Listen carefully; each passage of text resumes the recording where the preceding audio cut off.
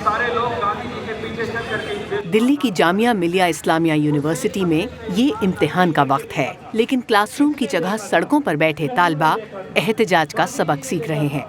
1 महीना पहले यहाँ भारत के नए शहरियत कानून के खिलाफ उठने वाला एहतजाज का सैलाब अब मुखालफत के नए अंदाज में तब्दील हो गया है। जो भी स्टूडेंट थे जो एक पॉलिटिकल और एक आर्टिस्टिक अप्रोच रखते थे, हम सबने इकट्ठे हुए और हमने कुछ फंड्स कलेक्ट किया और हमने ये ग्राफिटी बनाना शुरू किया है। कहीं दीवारें एहतजाज के रंग में रंगी जा रही हैं, तो कहीं रंगों से पिरोए अल्फाज लोगों के जज्बात बयान कर रहे हैं। सड़क के एक हिस्से को एक ओपन लाइब्रेरी की शक्ल दे दी गई है।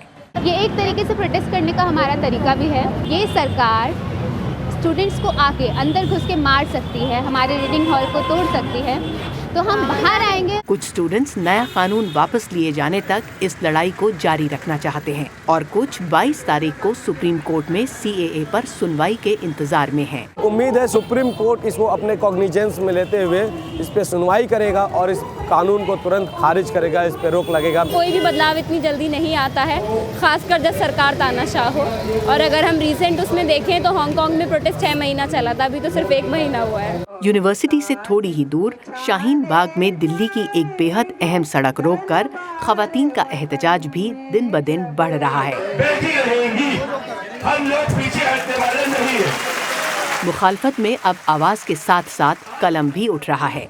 इस एहतजाज से कई जगहों पर घंटों ट्रैफिक जैम रहती है। दुकानें बंद होने से लोग परेशान भी हैं। सड़क खुलवाने की मांग अब जोर पकड़ रही है। दिक्कतें तो बहुत हैं, हमारे लिए भी है, सरकार के लिए भी है, पब्लिक के लिए है, बच्चों को स्कूल के लिए है, मगर हम लोगों को यही मांग है कि NRC वापस ले लें, आराम से हम लोग हट जाएंगे। सरकार हमसे आके नहीं बोलती है, जब तक हमें पूरी गारंटी नहीं देती है इस चीज़ के लिए कि हाँ जी हमने तुम्हारी लाग ये चीज़ मान ली है कि चीज़ को हम ख़त्म कर रहे हैं, जब तक हम पीछे नहीं हटेंगे, नहीं हटेंगे, नहीं हटेंगे। हुकूमत की तरफ से कोई बात करने आए ना आए, लेकिन ये साफ है कि यहाँ से उठने वाली आवाज की गूंज अब पूरे मुल्क में सुनाई दे रही है। Ritul Joshi, voice of America, Delhi.